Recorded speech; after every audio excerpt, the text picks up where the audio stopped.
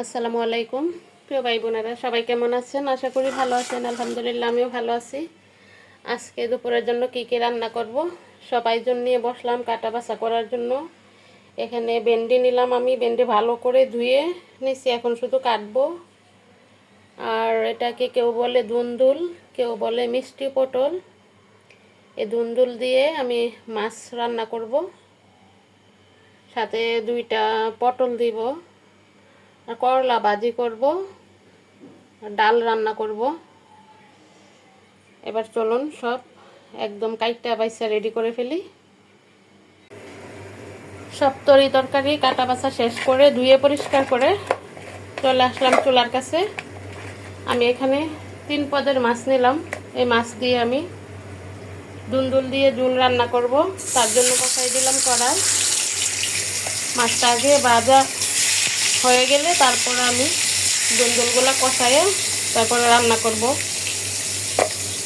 এখানে করলা কেটে একদম ধুয়ে নিলাম, ভেন্ডিও কেটে নিলাম। এখন মাছটা ভাজা শেষ করে ফেলি।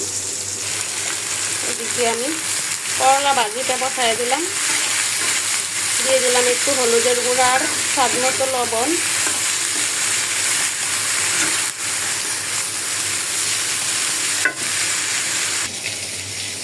করলা ভাজি হয়ে গেছে, এখন আমি মাছের ঝোলটা বসাই দিই। এদিক দিয়ে মাছ ভাজা হচ্ছে। মাছের জন্য সব মশলা দিয়ে দিলাম। মশলাটা একটু কষানি হইলে আমি দুন্দুলগুলো দিয়ে দিব।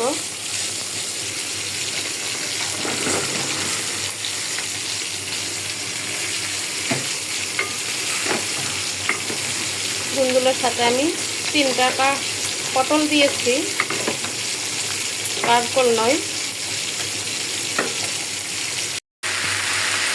মাছ ভাজা হয়ে গেছে, আমি এই কড়াইতেই ভেন্ডি আবার ভাজি বসায় দিলাম। এদিকে তরকারি তো ঝোল দেওয়া হয়ে গেছে, এখন আমি মাছ দিয়ে দিব। আমি একদম ভালো করে লাল করে মাছগুলো ভাজিয়ে রাখছি।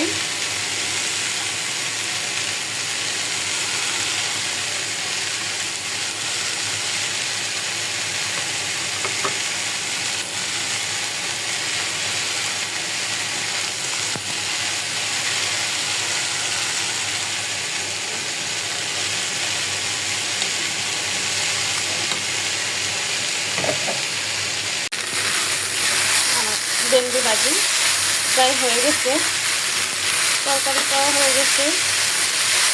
আমি খুব তাড়াতাড়ি করতেছি, আজকে তালহার কোচিং নেই, স্কুল ছুটি হবে 1টা বাজে। আমার 12টায় বেরোতে হবে, কারণ তালহার স্কুল অনেক দূরে, সবাই জানেন। অন্যদিন তো 2টার পরে বের হই, কারণ ছুটি হয় 3:30টায়।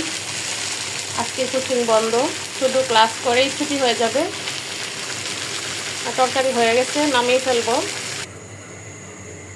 মোটামুটি রান্না কমপ্লিট হয়ে গেছে।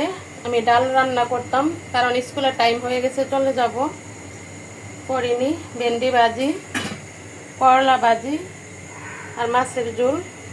ভিডিওটা আর বড় করবো না, সবাই ভালো থাকবেন। আসসালামু আলাইকুম।